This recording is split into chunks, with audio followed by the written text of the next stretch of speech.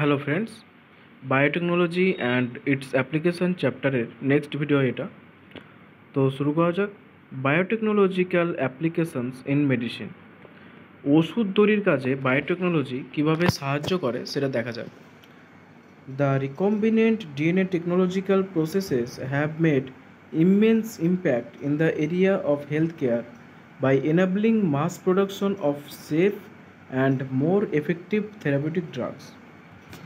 তো recombinant DNA টেকনোলজির মাধ্যমে কি হয়েছে যে এর মাধ্যমে হেলথ কেয়ার যেটা আছে, আমাদের স্বাস্থ্য ক্ষেত্র যেটা আছে, সেখানে অনেক উন্নত হয়েছে। কারণ এই বায়োটেকনোলজি প্রক্রিয়ার মাধ্যমে অনেক সেফ, মানে অনেক সুরক্ষিত এবং অনেক এফেক্টিভ, অনেক কার্যকরী ওষুধ, অনেক কার্যকরী ড্রাগ তৈরি করা সম্ভব হয়েছে। Further, the recombinant therapeutics do not induce unwanted immunological responses, as is common in case of similar product isolated from non-human source. তো রিকম্বিনেন্ট টেকনোলজির মাধ্যমে যে মেডিসিনগুলো বা যে ড্রাগগুলো তৈরি করা হয়, তার একটা অনেক বড় সুবিধা হচ্ছে এটা যে এটা কোনো রকমের আনওয়ান্টেড ইমিউনোলজিক্যাল রেসপন্স তৈরি করে না। মানে এমন কোনো রেসপন্স বা ক্ষতিকর কোনো প্রভাব দেখায় না যেটা ইমিউনিটির ক্ষতি করবে, যেটা আনওয়ান্টেড ইমিউনোলজিক্যাল রেসপন্স, মানে অপ্রয়োজনীয় বা যেটা চাইছে না এমন কোনো ইমিউনোলজিক্যাল রেসপন্স প্রভাব ফেলবে না যেটা মানুষের ক্ষতি করবে। কিন্তু একটা নন হিউম্যান সোর্স থেকে বা কোনো একটা উদ্ভিদ থেকে, অন্য কোনো প্রাণী থেকে যদি কোনো প্রোডাক্টকে কালেক্ট করা হয় এবং মেডিসিন হিসাবে ব্যবহার করা হয়, তো তার অনেক সাইড এফেক্ট থাকে, অনেক ইমিউনোলজিক্যাল রেসপন্স দান করে যেটা মানুষের ক্ষতিকর। At present, about 30 recombinant therapeutics have been approved for human use the world over. মানে পুরো পৃথিবীতে মানুষের ব্যবহারের জন্য প্রায় 30 রকমের ড্রাগস তৈরি করা হয়েছে, যেটা এই রিকম্বিনেন্ট ডিএনএ টেকনোলজি ব্যবহার করেছে। In India 12 of this are presently being marketed, এবং তার মধ্যে 12টা প্রোডাক্ট যেটা ভারতে মার্কেটে পাওয়া যায়, অর্থাৎ ভারতের বাজারে পাওয়া যায়। তো এর মধ্যে একটা আছে ইনসুলিন তৈরি করা, সেটা তো দেখা যাক কী কী আছে। জেনেটিক্যালি ইঞ্জিনিয়ার্ড ইনসুলিন, তো বললাম যেটা যে ইনসুলিন আছে। তো কীভাবে এই ইনসুলিন তৈরি করা হচ্ছে ডিএনএকে মডিফাই করে। Management of adult onset diabetes is possible by taking insulin at regular time interval. তো যে সমস্ত পুরুষদের বা মহিলাদের, অ্যাডাল্ট প্রাপ্তবয়স্ক পুরুষ মহিলাদের ডায়াবেটিস আছে, তাদের কি করতে হয়, তাদের নিয়মিত ইনসুলিন নিতে হয়, নয়তো কি তাদের রক্তে শর্করার পরিমাণ বেড়ে যাবে এবং সে মারা যাবে। তো এবং তার অর্গ্যানগুলোর মধ্যে কি কেটে বাদ দিতে হবে, মানে অনেক ডায়াবেটিসের অনেক কমপ্লিকেশান আছে। তো ইনসুলিন কী কাজ করে, যে রক্তের শর্করার পরিমাণটাকে কমিয়ে দেয়। What would a diabetic patient do if enough human insulin was not available. যদি যথেষ্ট পরিমাণে ইনসুলিন অ্যাভেলেবল না থাকে, তাহলে মানুষ এই ইনসুলিনটা পাবে কোথা থেকে? If you discuss this, you would soon realize that one would have to isolate and use insulin from other animals. তো যথেষ্ট পরিমাণে যদি ইনসুলিন না থাকে, তাহলে কী করতে হবে, যে অন্য কোনো প্রাণী থেকে ইনসুলিন নিয়ে সেটাকে ব্যবহার করতে হবে। Would the insulin isolated from other animals be just as effective as that secreted by the human body itself? And would it not elicit an immune response in the human body? তো আমরা যদি অন্য কোনো প্রাণী থেকে insulin নিই এবং সেটা মানুষের দেহে প্রবেশ করায়, তো মানুষের দেহে কি সেটা কোনো খারাপ প্রভাব ফেলবে না, কোনো রকমের সাইড এফেক্ট করবে না, বা সেটা কি ততটাই কার্যকরী হবে যতটা আমাদের দেহের যে ইনসুলিন যেভাবে কাজ করে সেভাবে? তো না, সেটা ততটা কার্যকরী হবে না, এবং হ্যাঁ, অনেক ক্ষেত্রে এটা খারাপ প্রভাব ফেলতেও পারে। তো এর উপায় কী? ইনসুলিনের অ্যাভেলেবিলিটি কম, অন্য প্রাণী থেকে ইনসুলিন নিলেও সেটা যথেষ্ট এফেক্টিভ হবে না, অনেক সাইড এফেক্ট দেখা দেবে। তাহলে উপায়টা কী? Now imagine if bacterium were available that could make human insulin. এখন তুমি ভাবো যে কোনো রকমভাবে যদি ব্যাকটেরিয়া ইনসুলিন তৈরি করতে পারে, তাহলে তাহলে তাহলে তো অনেক ভালো ব্যাপার। কারণ পৃথিবীতে ব্যাকটেরিয়ার অভাব নেই, কোটি কোটি ব্যাকটেরিয়া আছে, তাহলে ইনসুলিনের কোনো দিন অভাবেও পড়বে না। হ্যাঁ, ইনসুলিন ব্যাকটেরিয়ার মাধ্যমে তৈরি করা যায়, এবং এটাই আমরা পড়বো এখানে, দেখা যাক। Suddenly the whole process become so simple. তাহলে কত সুবিধা হবে, যেটা বলছি, you can easily grow a large quantity of the bacteria and makes as much insulin as you need. তাহলে তুমি যতটাই খুশি ব্যাকটেরিয়া গ্রো করো একটা কালচার মিডিয়ামে, তারপর সেখান থেকে ইনসুলিন তৈরি করো। তাহলে এখানে বলা হচ্ছে যে যারা ডায়াবেটিস পেশেন্ট তাদের রক্তে শর্করা পরিমাণ বেড়ে যায়, সেটা কমানোর জন্য ইনসুলিন দরকার পড়ে। ইনসুলিন বাইরে থেকে ইনজেক্ট করতে হয়। তো একটা সাধারণ মানুষ, তার যে ইনসুলিন, সেটা তো একটা অ্যাভেলেবেল, একটা নির্দিষ্ট পরিমাণ, একটা ফাইনাইট পরিমাণ, তো সেটা তো পাওয়া যাবে না। তাহলে ইনসুলিন কোথা থেকে দেবো? তাহলে অন্য প্রাণীর থেকে ইনসুলিন নিতে হবে। অন্য প্রাণীর থেকে ইনসুলিন নিলে সেটা সঠিকভাবে কাজ করবে কিনা ঠিক নেই, ততটা এফেক্টিভ হবে না, সাইড এফেক্ট দেখা দেবে। তাহলে তাহলে কী করা যাবে? তাহলে কিন্তু যদি কোনো রকমভাবে ব্যাকটেরিয়া থেকে ইনসুলিন তৈরি করা যায়, কোটি কোটি ব্যাকটেরিয়া আছে, তাহলে কি আমরা যখন ইচ্ছা হলো ব্যাকটেরিয়াকে একটা কালচার মিডিয়ামে বৃদ্ধি করালাম, সংখ্যায় বাড়ালাম, সেখান থেকে ইনসুলিন তৈরি করলাম। কত সিম্পল ব্যাপারটা, যত খুশি ইনসুলিন তৈরি করতে পেয়ে যাব। তো ওটা সম্ভব এবং ওটাই হয়ে থাকে এখন। Think about weather think about whether insulin can be orally administered to diabetic people or not and why. তো ইনসুলিন কি ওরালি নেওয়া যায়? মানে আমরা যখন ভাত মুখে দিয়ে খাই, জল মুখে দিয়ে খাই, সেভাবে কি ইনসুলিন খাওয়া যায়? না, ইনসুলিনটাকে কী করতে হবে? ব্লাডের মধ্যে ইনজেক্ট করতে হবে। Insulin used for diabetes was earlier extracted from pancreas of slaughtered cattle and pigs. তো আগে যাদের ডায়াবেটিস হতো তাদের তো ইনসুলিন দরকার পড়তো। সেই ইনসুলিন কোথা থেকে পাওয়া যেত? যে এই যে গবাদি পশু বা এই যে শূকর, এদেরকে কাটা হয়, স্লটার করা হয়, কেটে ফেলার পরে তাদের বডি থেকে ইনসুলিন নেওয়া হতো এবং তারপর সেটা আমাদের মানুষের দেহে ইনজেক্ট করা হতো যাদের ডায়াবেটিস আছে। Insulin from an animal source though cost some patient to develop allergy or other type of reaction to the foreign protein. তো অন্য প্রাণী থেকে, যে ক্যাটল, গবাদি পশু বা শূকর থেকে যে ইনসুলিনটা নেওয়া হতো, সেটা ইনজেক্ট করার ফলে কী হতো? যে এটা বিভিন্ন রকমের ক্ষতিকারক প্রভাব দেখা দিত, যেমন অ্যালার্জি হতো, তারপরে বিভিন্ন অন্যরকম রিয়াকশন দেখা যেত। কারণ এটা একটা বাইরের অন্য কোনো প্রাণীর থেকে প্রোটিন, এটা একটা প্রোটিন জাতীয় পদার্থ নিয়ে আমার দেহে প্রবেশ করাচ্ছি। এবং সেল কী করতে পারে? সেল একটা তো রিয়াকশন দেখাবে। আমাদের বডির ইমিউনিটি, সে তো বাইরের কোষকে, বাইরের প্রোটিনকে চিনতে পারে, তো তার বিরুদ্ধে একটা রিয়াকশন দেখায়, তো সেটাই অ্যালার্জি হয় বা আরও অন্যান্য প্রভাব দেখা দেয়। Insulin consist of two short polypeptide chain A and chain B that are link together by disulphide bridge. তো একটা ইনসুলিনের মধ্যে দুটো ছোটো ছোটো পলিসালফাইড চেন থাকে, একটা থাকে চেন এ, একটা থাকে চেন বি, আর এই দুটো চেন একে অপরের সঙ্গে কার দ্বারা যুক্ত থাকে? ডাইসালফাইড ব্রিজের মাধ্যমে যুক্ত থাকে।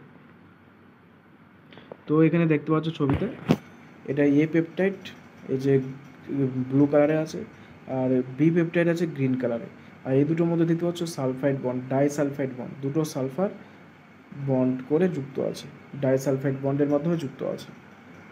তো এইভাবে থাকে একটা insulin. In mammals including humans, insulin is synthesized as a pro-hormone. Like a pro-enzyme, the pro-hormone also need to be processed before it becomes a fully mature and functional hormone, which contain an extra stage called C-peptide.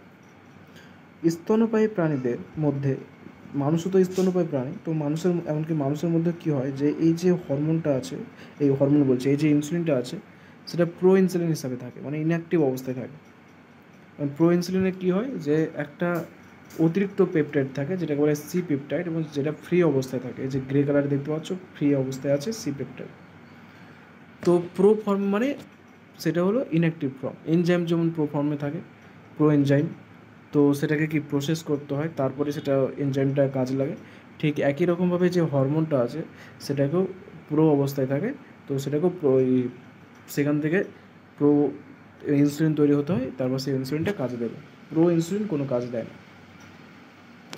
This C-peptide is not present in the mature insulin and is removed during maturation into insulin. তো pro insulin থেকে যখন insulin তৈরি হয়, যখন mature হয়, তখন এই C পেপটাইডটা থাকে না, ম্যাচিওর অবস্থায় সি পেপটাইডটা থাকে না। The main challenge for production of insulin using rDNA technique was getting insulin assembled into a mature form. তো ইনসুলিন যে তৈরি করা যাবে rDNA টেকনোলজি বা রিকম্বিনেন্ট ডিএনএ টেকনোলজির মাধ্যমে, এই বায়োটেকনোলজির মাধ্যমে, তার প্রধান যে সমস্যা সেটা ছিল কি, যে ইনসুলিনগুলোকে ম্যাচিওর ফর্মে পাওয়া, ম্যাচিওর অবস্থায় পাওয়া, কারণ তার মধ্যে সি পেপটাইড থাকছে, সি পেপটাইড তো ম্যাচিওর ফর্মে থাকে না, তার সি পেপটাইডটাকে রিমুভ করা। In 1983, Eli Lilly, an American company, prepared two DNA sequences corresponding to A and B chain of human insulin and introduce them in plasmid of E. coli to produce insulin chain. তো তাহলে কী হচ্ছে যে 1983 সালে American একটা company ছিল, সেটা ছিল এলি লিলি, এটা এই কোম্পানিটার নাম। সেই কোম্পানি কী করে যে দুটো আলাদা আলাদা চেন তৈরি করে, এ পেপটাইড বি পেপটাইড আলাদা আলাদাভাবে তৈরি করে, ঠিক আছে। কী মাধ্যমে? যে এ পেপটাইড আর বি পেপটাইড তৈরি করার জন্য যে জিন আছে তাদের সেই ডিএনএটাকে কাট করে, তারপর সেটা প্লাজমিডের মধ্যে প্রবেশ করায়, তারপর সেই প্লাজমিড সহ সেই ডিএনএটাকে, এখানে প্লাজমিড ভেক্টর হিসেবে কাজ করছে, সেই ডিএনএটাকে ইকোলার মধ্যে প্রবেশ করায় এবং তার সংখ্যাটা বাড়ায়। তো এভাবে ইনসুলিন চেন তৈরি হলো, এ আর B peptide. Chain A and B were produce separately. A chain আর বি চেনকে আলাদাভাবে তৈরি করা হতো। Extracted and combined by creating disulfate bond to form human insulin. তারপরে এ চেন বি চেন যখন তৈরি হয়ে গেল তখন তাদেরকে আলাদা করা হতো, তারপর তাদেরকে একত্রিত করা হতো, তারপর ডাইসালফেট বন্ড তৈরি করার মাধ্যমে তাদেরকে জুড়ে দেওয়া হতো এবং তখন ইনসুলিন তৈরি হতো। তো এমনিতে নর্মালি যে মানুষের যে জিন যেটা ইনসুলিন তৈরি করছে, মানে তার মধ্যে প্রো ইনসুলিন থাকছে, সি পেপটাইড থাকছে, তাই সি পেপটাইড তৈরি করলে তো হবে না। সি পেপটাইড থাকলে কি প্রো ইনসুলিন কোনো কাজে দেবে না, ম্যাচিউর ইনসুলিন তৈরি করতে হবে। তো তার জন্য কি এ পেপটাইড আর বি পেপটাইড, তার উপায় হচ্ছে যে এ পেপটাইড বি পেপটাইডকে আলাদাভাবে তৈরি করা, আলাদাভাবে তৈরি করা হলো, তারপর আলাদা করা হলো, তারপর তাদেরকে ডাইসালফেট বন্ড দিয়ে যুক্ত করে দেওয়া হলো। কারা করেছিল? 1983 সালে এলি লিলি, একটা আমেরিকান কোম্পানি। তো এখানে দেখতে পাচ্ছ এ পেপটাইড বি পেপটাইড তৈরি হলো, দুটো যুক্ত হলো, সি পেপটাইড ম্যাচিউর ফর্মে থাকে না। তারপরে এই প্রো ইনসুলিন দেখতে পাচ্ছ সি পেপটাইড আছে অনেকটাই বড় আকারে, তো সি পেপটাইডটা বাদ হবে, তারপরে এই দুটো যুক্ত করে ডাইসালফেট বন্ডের মাধ্যমে ম্যাচিউর ইনসুলিন তৈরি হবে। তো maturation of pro insulin into insulin simplified করে দেওয়া আছে। তো এবার যে টপিকটা আছে সেটা হলো জিন থেরাপি। ইনসুলিন কীভাবে তৈরি হলো সেটা দেখলাম। তো বায়োটেকনোলজি চ্যাপ্টারটা অত্যন্ত ইম্পর্টেন্ট এবং অত্যন্ত ইন্টারেস্টিং। যদি বুঝে নেওয়া যায় একবার তাহলে খুবই ইন্টারেস্টিং এবং খুবই ইম্পর্টেন্ট, এবং অনেক উন্নতি করেছে আমাদের সমাজের, আমাদের পরিবেশের, পৃথিবীর সমস্ত দিক দিয়ে অনেক সুবিধা করেছে। তো এরপরে যেটা আছে সেটা হচ্ছে জিন থেরাপি, যেটা আরও important. If a person is born with a hereditary disease, can A corrective therapy be taken for such a disease? তো আমরা অনেক ক্ষেত্রে ভাবি যে জন্মগতভাবে তো অনেকে অনেক রোগ নিয়ে জন্মায়, যেটা জন্মগত। অনেকের ক্ষেত্রে দেখা যায় ক্যান্সার হয়ে যায় জন্মগতভাবে, অনেকের ক্ষেত্রে দেখা যায় বাল্ডনেস হয়ে যায়, মানে সে চুল উঠে যাচ্ছে জন্মগতভাবে। অনেকের অনেক রোগ আছে যেগুলো জন্মগত। তো এমন আমরা কি মনে করি যে জিনগত বৈশিষ্ট্য অধিকারী যদি কোনো রোগ থাকে সেটা সারানো সম্ভব হয় না। কিন্তু বায়োটেকনোলজি পদ্ধতি আবিষ্কার হওয়ার পরে এগুলোকেও ট্রিট করা সম্ভব হচ্ছে এখন। সেটা হচ্ছে কি gene therapy. Gene therapy is an attempt to do this. Gene therapy এটা করতে পারে যে হেরিডিটারি ডিজিজ, যে রোগগুলো জিনের মাধ্যমে বাহিত হয় এক প্রজনী থেকে আরেক প্রজনীতে, একটা জেনারেশন থেকে আরেকটা জেনারেশনে, সেগুলোকেও ঠিক করা যায়, সেই ডিফেক্টিভ জিনগুলোকেও ঠিক করা যায় জিন থেরাপির মাধ্যমে। Gene therapy is a collection of methods that allows correction of a gene defect that has been diagnosed in child or embryo. তো জিন থেরাপি হচ্ছে একটা অনেকগুলো মেথডের সমষ্টি, যেখানে কি করা হয়েছে একটা ডিফেক্টিভ জিন, একটা অনেকটা নষ্ট হয়ে যাওয়া জিনকে কারেক্ট করা হয়, শোধন করা হয়। যেটা কি করে বোঝা যায় যে একটা জিন মানে খারাপ হয়ে আছে? যে একটা বাচ্চা অবস্থায় যখন তাকে তাকে যখন বিভিন্ন ল্যাবের টেকনিশিয়ানরা বিভিন্ন রকম টেস্টের মাধ্যমে পরীক্ষা করে, বা যখন সে এমব্রায়ো অবস্থায় থাকে তখন অ্যামনিওটিক ফ্লুইড নিয়ে সেখান থেকে টেস্ট করে দেখে তো হ্যাঁ এর অনেক জেনেটিক ডিফেক্ট আছে, তখন এগুলোকে ঠিক করা যায়।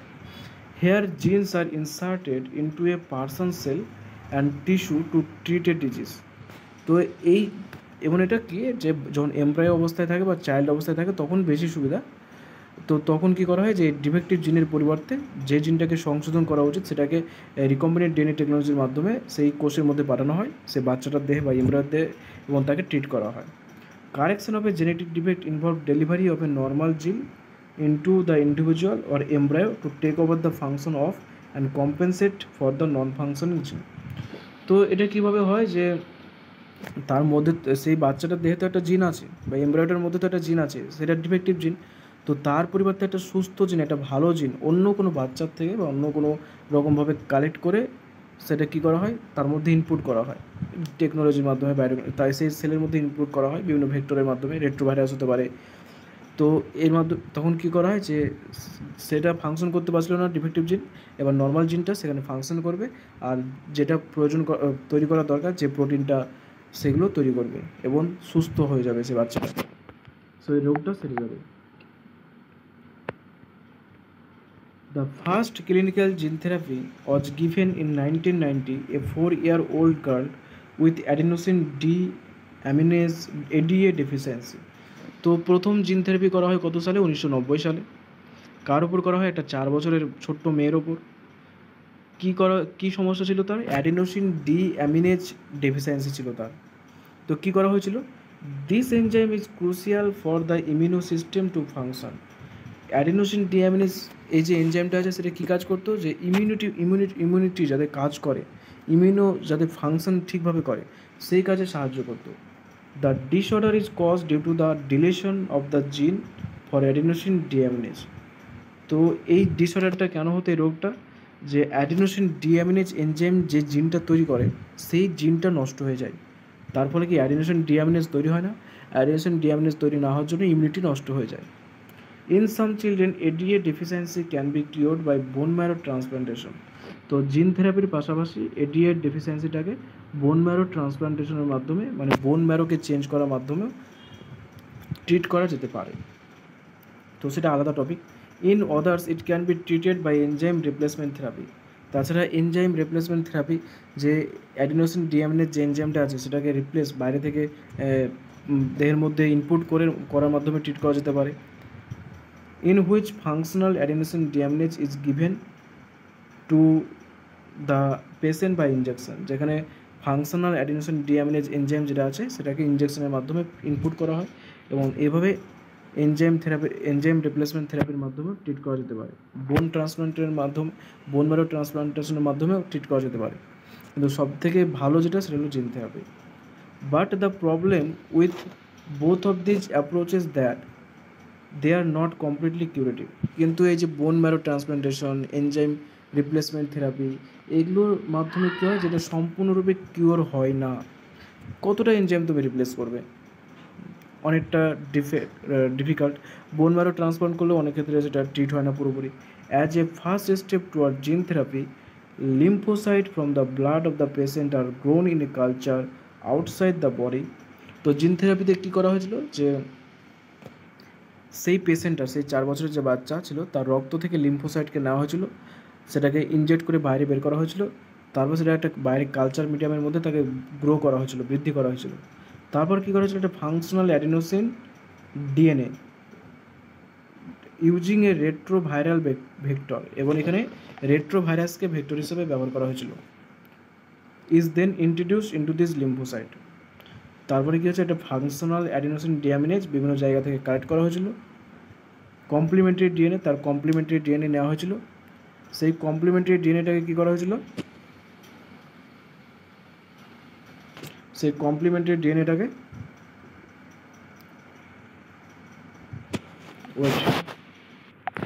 ইন্ট্রোডিউস করা হয়েছিল লিম্ফোসাইটের মধ্যে। কার মাধ্যমে? ভাইরাসের মাধ্যমে। প্রাণীদের ক্ষেত্রে রেট্রোভাইরাস ভেক্টর হিসেবে কাজ করে। তো এটা একটা ফাংশনাল অ্যাডিনোসিন ডিঅ্যামিনেজ যে কমপ্লিমেন্টারি ডিএনএ, এটা হচ্ছে একটা রেট্রোভাইরাস। তো রেট্রোভাইরাসকে কাট করলাম, তারপর এটাকে বাইরে বের করে দিলাম, তারপরে রেট্রোভাইরাস থাকলো, একটা ফাঁকা স্থান তৈরি হলো, এই কমপ্লিমেন্টারি ডিএনএটাকে এটাকে যুক্ত করলাম এই পার্টের সঙ্গে ডিএনএ লাইগেজের মাধ্যমে, এবং তারপরে এটা লিম্ফোসাইটের মধ্যে ইন্ট্রোডিউস করলাম। যে লিম্ফোসাইটটা কালচার মিডিয়ামে গ্রো করা হচ্ছিল এটাকে ওই লিম্ফোসাইটের মধ্যে ইন্ট্রোডিউস করলাম, which are subsequently return to the patient. তারপর সেটা যখন লিম্ফোসাইটের মধ্যে কি, এখন লিম্ফোসাইটের মধ্যে কমপ্লিমেন্টারি ডিএনএ আছে অ্যাডিনোসিন ডিঅ্যামিনেজের, তাহলে এটা কী হবে, এবার পেশেন্টের মধ্যে সেটা প্রবেশ করালাম।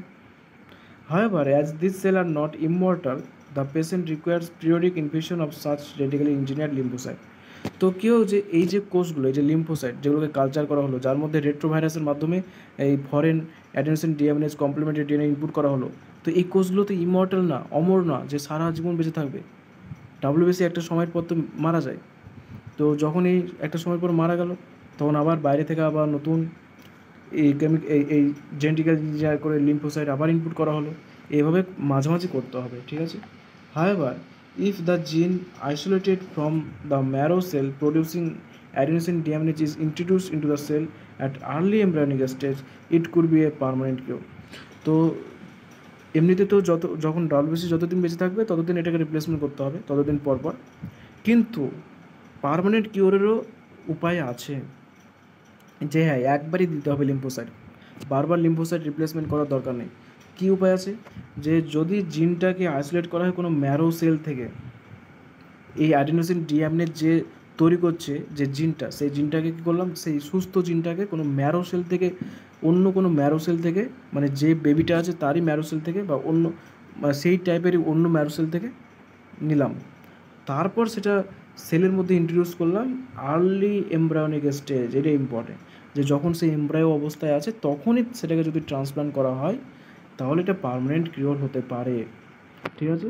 তখন আর বারবার সেটাকে চেঞ্জ করতে হবে না, কারণ বডি সেটাকে অ্যাডাপ্ট করে নেবে এবং বডির জিন মানে পুরোপুরি চেঞ্জ হয়ে যাবে, বডির জেনেটিক্যালি জিনোম চেঞ্জ হয়ে যাবে এবং পার্মানেন্ট কিওর হয়ে যাবে, যেহেতু এমব্রায়ো অবস্থায় আছে। কিন্তু যখন ডেভেলপ হয়ে যাবে তখন কিন্তু আর সম্ভব না, তখন বারবার এটাকে রিপ্লেস করতে হবে। তো এরপরে আসছে মলিকুলার ডায়াগনোসিস।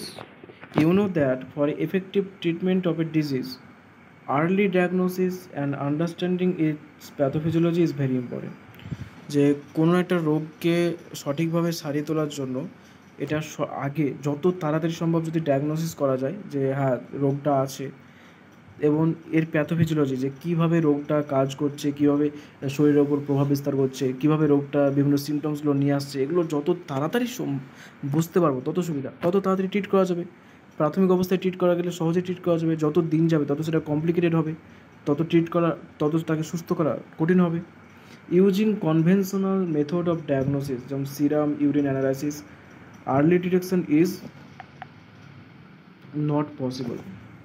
তো কিন্তু আমরা যে কনভেনশনাল যে টেকনিকগুলো আছে, যে blood test, serum test, urine test, stool test, এগুলোর মাধ্যমে কিন্তু আর্লি ডায়াগনোসিস করা অনেক ক্ষেত্রে সম্ভব হয় না। Recombinant DNA technology, polymerase chain reaction, enzyme linked immunosorbent assay, ELISA are some of the technique that serve the purpose of early diagnosis. কিন্তু যদি কিছু জেনেটিক ইঞ্জিনিয়ারিংয়ের মাধ্যমে যদি অন্য কোনো পদ্ধতি অবলম্বন করি, যেমন recombinant DNA technology, polymerase chain reaction, PCR, যেখানে ডিএনএটাকে অনেক অ্যাম্পলিফাই করা হয়, সংখ্যায় বাড়ানো হয়, তারপরে এনজাইম ইমিউনোসরবেন্ট আছে, এলিসা, যেটা এইডস এইচআইভি সেটাকে আইডেন্টিফাই করতে সাহায্য করে। এই সমস্ত কিছু টেকনিক আছে যেগুলো আর্লি ডায়াগনোসিস করতে পারে। এর জন্য কারো যদি এইডস থাকে কিন্তু তার যদি কোনো সিমটমস না বেরোয়, তাহলে এলিসা টেস্ট করলে সেটা আগেই বোঝা যাবে হ্যাঁ যে তার এইডস আছে। Presence of a pathogen, bacteria, virus is normally suspected only when the pathogen has produces disease symptom. যে আমাদের দেহে যে কোনো একটা প্যাথোজেন অ্যাটাক করেছে, সে ব্যাকটেরিয়া হতে ভাইরাস হতে পারে, কখন বুঝতে পারে, যখন সেই রোগের কারণে আমাদের মধ্যে বিভিন্ন সিমটমস দেখা দেয়। এই যে করোনা ভাইরাস অ্যাটাক করেছে, কখন বুঝতে পারলাম, যখন আমরা বিভিন্ন সিমটমস দেখালাম। এই যে কমন কোল্ডগুলো হয়ে থাকে, আমাদের বারবার সর্দি কাশি হচ্ছে, হাঁচি উঠছে, তখন বুঝতে পারি যে ভাইরাস অ্যাটাক করেছে। সিমটমস না দেখালে তো আমরা বুঝতে পারবো না। কিন্তু রিকম্বিনেন্ট ডিএনএ টেকনোলজির মাধ্যমে কী হয়, যে সিমটমস না দেখালেও যদি টেস্ট করা হয় বোঝা যাবে। By this time the concentration of pathogen is already very high in the body. তো যখন সিমটমস দেখায় তখন সেই প্যাথোজেনদের কনসেন্ট্রেশনটা রক্তে বা বডিতে বিভিন্ন রকম ফ্লুইডে প্রচুর বেশি থাকে। কমন কোল্ড হয়েছে তখন ভাইরাসের কনসেন্ট্রেশনটা দেহে অনেকটাই বেশি। However, very low concentration of a bacteria or virus at a time when the symptoms of the disease are not yet visible can be detected by amplification of their nucleic acid by PCR. কিন্তু যখন symptoms দেখাচ্ছে না, প্রাথমিক অবস্থায় attack করেছে, ঠিক আছে, ধরা যাক এইডস রোগে এইচআইভি ইনফেক্ট করেছে প্রাথমিক অবস্থায় তাকে অ্যাটাক করেছে এইচআইভি। হয়তো সে বিভিন্ন রকমভাবে হতে পারে, ব্লাড ট্রান্সফিউশনের মাধ্যমে হতে পারে, মাল্টিপল সেক্সুয়াল পার্টনারের জন্য হতে পারে, তাকে এইচআইভি অ্যাটাক করেছে, সে কোনো সিমটমস দেয়নি, কারণ এটার সিমটমস বেরোতে অনেক মাস থেকে অনেক বছর লেগে যায়। তো এখন কী হবে, যে এর এইচআইভির কনসেন্ট্রেশনটা কী আছে বডিতে অনেক কম, অনেক লো থাকার জন্য সিমটমস দেখাচ্ছে না। তখন কী হবে যে পিসিআর যদি করা হয়, যে কিন্তু সে সন্দেহ করছে যে আমার হতে পারে, হয়তো সে কোনো একটা প্রস্টিটিউটের সাথে সেক্স করে এসছে, তার একটা সন্দেহ যে আমার হয়তো এইডস হয়েছে কিনা, সে একটা সন্দেহ জাগছে তার। তো তখন কী করলো, সে যদি এলিসা টেস্ট করে, তো এই লো কনসেন্ট্রেশন যেটা আছে, এই লো কনসেন্ট্রেশন বোঝা যাবে। কম ঘনত্বে যদি এইচআইভি থাকে সেটাও বোঝা যাবে। এই পিসিআর যদি করে পলিমারেজ চেন রিয়াকশন, তো এই যে লো কনসেন্ট্রেশনের যে ভাইরাসটা আছে এইচআইভি, সেটার সংখ্যায় অনেক বেড়ে যাবে, তার ডিএনএটা অনেকটা, এবং বোঝা যাবে যে হ্যাঁ এই রোগটা হয়েছে। Can you explain how PCR can detect very low amount of DNA? তো পিসিআর পলিমারেজ চেন রিয়াকশন তো আমরা আগে পড়েছি, সেখানে বোঝানো হয়েছিল আগের চ্যাপ্টারে। PCR is now routinely used to detect HIV in suspected AIDS patient, যেটা বললাম সেটা। এইডস পেশেন্টে এইচআইভিকে ডিটেক্ট করার জন্য পিসিআর ব্যবহার করা হয়, কারণ প্রাথমিক অবস্থায় এইচআইভি কনসেন্ট্রেশন খুব কম থাকে, তখন সিমটমস দিতে পারে না, শরীরের মধ্যে কোনো লক্ষণ দেখা যায় না। তো এই এইচআইভি পিসিআর করার মাধ্যমে কি তার সংখ্যাটা বেড়ে যায়, ঘনত্ব বেড়ে যায়, তখন সহজে বোঝা যায় যে হ্যাঁ এর মধ্যে এইডস আছে। It is being use to detect mutation in gene in suspected cancer patient too. এমনকি যাদের ক্যান্সার মনে হচ্ছে যে ক্যান্সার হতে পারে, যে হ্যাঁ তার বাবা ক্যান্সার হয়েছিল, তার দাদুর ক্যান্সার হয়েছিল, তার নানার ক্যান্সার হয়েছিল, তার মামার ক্যান্সার আছে, তো এ থেকে কি যে তার মনে করছে যে হয়তো আমারও ক্যান্সার হতে পারে, সে একটা সন্দেহ করছে। তো তার জিনকে যদি পরীক্ষা করা হয় বায়োটেকনোলজির মাধ্যমে, তো জিন মিউটেশনের মাধ্যমে জিনে কোনো মিউটেশন হয়েছে কিনা, কারণ জিনটা তো অঙ্কোজিনে ট্রান্সফার হবে, সেটা হচ্ছে কিনা সেটার মাধ্যমে বোঝা যায় যে হ্যাঁ এর ক্যান্সার হওয়ার চান্স আছে কিনা।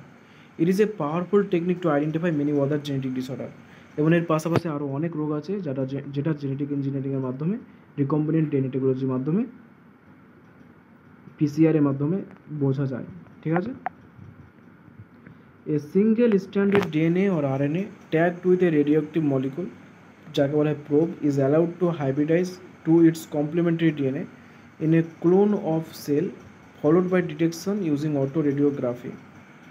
The clone having the mutated gene will hence not appear on the photogrammic film because the probe will not have complementary with the mutated gene. তো এখানে একটা ইন্টারেস্টিং বিষয় বলা হয়েছে। তো বিষয়টা হচ্ছে যে একটা সিঙ্গেল স্ট্যান্ডার্ড ডিএনএ না হলো বা একটা সিঙ্গেল স্ট্যান্ডার্ড আরএনএ না হলো, ঠিক আছে, এর মধ্যে রেডিও অ্যাক্টিভ মলিকুলগুলোকে এটাকে এর মধ্যে অ্যাড করা হলো, ঠিক আছে, যাকে প্রোব বলা হয়। এরপরে কী হলো যে এটা কোনো একটা বডির মধ্যে প্রবেশ করানো হলো, ঠিক আছে। এর যে কমপ্লিমেন্টারি জিন আছে, এটা কি যে বডিতে যে জিন আছে তার কিন্তু কমপ্লিমেন্টারি, ঠিক আছে, বডিতে যে জিন আছে তার কমপ্লিমেন্টারি। তাহলে কী হবে যে এটা যখন বডির মধ্যে প্রবেশ করলো, কমপ্লিমেন্টারি জিনের সঙ্গে যুক্ত হবে এবং যুক্ত হয়ে যাবে, এবং একে যদি অটোরেডিওগ্রাফি করে দেখা যায় তাহলে কী হবে যে এগুলোকে সহজেই দেখা যাবে, যেহেতু এগুলোর মধ্যে রেডিও অ্যাক্টিভ মলিকুল আছে, এদেরকে ফটোগ্রাফিক ফিল্মে সহজে দেখা যাবে। কিন্তু যদি কোনো জিনের মধ্যে মিউটেশন ঘটে থাকে, ধরা যাক এই জিনে যেগুলোর মধ্যে মিউটেশন হয়নি সেগুলো সহজে ফটোগ্রাফিক ফিল্মে দেখা গেল, কিন্তু বডির মধ্যে কিছু জিন আছে, ধরা যাক এই জিনটা মিউটেশন হয়ে গেছে, তো বাকি যে পার্টগুলো আছে সেগুলো তো কমপ্লিমেন্টারি এদের সঙ্গে, ধরা যাক এর সঙ্গে কমপ্লিমেন্টারি, কিন্তু যেটা মিউটেশন ঘটে গেছে এই পার্টটা তো আর কমপ্লিমেন্টারি হচ্ছে না, এই পার্টটা আর কমপ্লিমেন্টারি হচ্ছে না। তাহলে এই জায়গাটা কী হবে, আর কমপ্লিমেন্টারি না হওয়ার জন্য এটা দেখা যাবে না ফটোগ্রাফিক ফিল্মে, কারণ এই জায়গাটা মিউটেটেড হয়ে গেছে, এটা আলাদা হয়ে গেছে বডির জিনের থেকে। তাহলে এইভাবে বোঝা যাবে যে কোনো একটা জিন মিউটেটেড হয়েছে কি না, ঠিক আছে। তো এটাই এখানে বলা হয়েছে, যেটা সিঙ্গেল স্ট্যান্ডার্ড ডিএনএ বা আরএনএকে নেওয়া হলো, তার মধ্যে রেডিও অ্যাক্টিভ মলিকুল প্রোব হিসাবে তাকে যুক্ত করে দেওয়া হলো, ট্যাগ করে দেওয়া হলো, তারপর তাকে হাইব্রিড করা হলো to its complementary DNA in a clone of cell. যে কোষ আছে যার মধ্যে ক্লোন আছে সেই কমপ্লিমেন্টারি ডিএনএর মধ্যে দেওয়া হলো হাইব্রিডাইজ করার জন্য, ফলো করা হলো তারপর ডিটেকশন করার জন্য ইউজিং অটোরেডিওগ্রাফি প্রক্রিয়ার মাধ্যমে যাতে ডিটেক্ট করা যায় তার জন্য দেখা গেল। The clone having the mutated gene will hence not appear on the photographic film. তো যাদের মিউটেটেড জিন আছে তাদের জিন মিউটেশন ঘটে, সেটা তো আলাদা হয়ে গেছে, সেটা আর কমপ্লিমেন্টারি হয়ে নেই। হয়তো থাইমিন ছিল, ধরা যাক এখানে কী ছিল থাইমিন, আর এখানে অ্যাডিনোসিন, এখানে গুয়ানোসিন, এ আর জি, আর এখানে থাইমিনের পরিবর্তে সাইটোসিন থাকা উচিত, কিন্তু সাইটোসিনটা চেঞ্জ হয়ে গেছে কি না অ্যাডিনোসিন। তাহলে এই টি আর এ তো এই অ্যাডিনোসিন বলছি, এই গুয়ানিন, তাহলে এই যে টি আর জি এ দুটো তো আর যুক্ত হবে না। তারপরে কী হবে, তাহলে যুক্ত না হলে কি আর ফটোগ্রাফিক ফিল্মে দেখা যাবে না, তখন বোঝা যাবে যে জিনটা মিউটেটেড হয়ে গেছে। ঠিক আছে। ELISA is based on the principal of antigen antibody reaction. অ্যান্টিজেনের সঙ্গে অ্যান্টিবডি যুক্ত হলে যে রিয়াকশনটা হয়ে থাকে সেটার উপর ভিত্তি করে এলিসা হয়, টেস্ট হয়। Infection by pathogen can be detected by the presence of antigen proteins বা glycoprotein or by detecting the antibodies synthesized against the pathogen. যে কোনো একটা প্যাথোজেন, কোনো একটা রোগ জীবাণু বডিতে অ্যাটাক করেছে কি না সেটা জানা যায় কার মাধ্যমে, কোনো একটা প্যাথোজেন যদি অ্যাটাক করে তো সে কিছু অ্যান্টিজেন তৈরি করবে, সেই অ্যান্টিজেনগুলো বডির মধ্যে আছে কি না, বডিতে তৈরি করেছে কি না, এই বডির মধ্যে উপস্থিত আছে কি না, তার উপর ভিত্তি করে জানা যাবে যে হ্যাঁ এই অ্যান্টিজেনগুলো আছে, তার মানে ওই জীবাণুটা অ্যাটাক করেছে। কমন কোল্ডের জন্য কিছু একটা অ্যান্টিজেন আছে যেটা তৈরি হবে, যেটা অ্যাটাক করছে, সেই অ্যান্টিজেনগুলোকে পাওয়া গেল, তাহলে কি কমন কোল্ড অ্যাটাক করেছে, কমন কোল্ড হয়েছে, তার জন্য যে ইনফ্লুয়েঞ্জা ভাইরাস আছে তাহলে ইনফ্লুয়েঞ্জা ভাইরাস অ্যাটাক করেছে। তো অ্যান্টিজেনটা কি, যে একটা প্রোটিন বা গ্লাইকোপ্রোটিন, বা হতে পারে যে ইনফ্লুয়েঞ্জা ভাইরাস অ্যাটাক করলো, কমন কোল্ড তো হলো, অ্যান্টিজেন অ্যাটাক করলো, তো অ্যান্টিজেনের বিরুদ্ধে বডি তো কিছু রিয়াকশন দেবে যে বা অ্যান্টিবডি তৈরি করবে, এবং দেখা গেলো সেই অ্যান্টিবডি পাওয়া যাচ্ছে, যে অ্যান্টিবডিগুলো কমন কোল্ড হলে তৈরি হতো, সেই অ্যান্টিবডিগুলো বডির মধ্যে পাওয়া যাচ্ছে, তার মানে বোঝা যাবে যে হ্যাঁ একে ইনফ্লুয়েঞ্জা ভাইরাস অ্যাটাক করেছে। তো এইভাবে অ্যান্টিজেন অ্যান্টিবডির উপস্থিতির উপর ভিত্তি করেও জানা যায় যে হ্যাঁ বডির মধ্যে কোনো রোগ জীবাণু অ্যাটাক করেছে কিনা। তো এটাই ছিল এখানে, আশা করছি তোমরা বুঝতে পেরেছো বিষয়টা, সিম্পলভাবে বোঝানো হলো প্রত্যেকটা লাইন, প্রত্যেকটা ওয়ার্ড। তো যদি তোমরা তাও বুঝতে অসুবিধা হয় তো সেটা অবশ্যই কমেন্টে জানাবে। আর তোমরা চ্যানেলটিকে সাবস্ক্রাইব করো, ভিডিওটিকে লাইক করো, তোমাদের ফ্রেন্ডসদের মধ্যে শেয়ার করো, আর কোনো সমস্যা থাকলে অবশ্যই কমেন্টে জানাও। ধন্যবাদ তোমাদের সবাইকে ভিডিওটি দেখার জন্য।